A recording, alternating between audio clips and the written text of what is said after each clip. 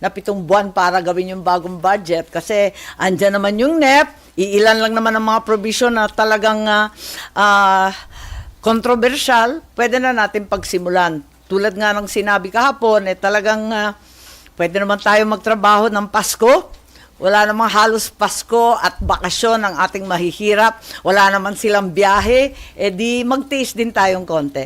Pero ma'am, kung hindi i-recommit sa BICAM, kung hindi babalik sa BICAM, kung yun na maging desisyon ng Malacanang, kaya naman sa executive level na i-address yung mga controversial provision ng budget?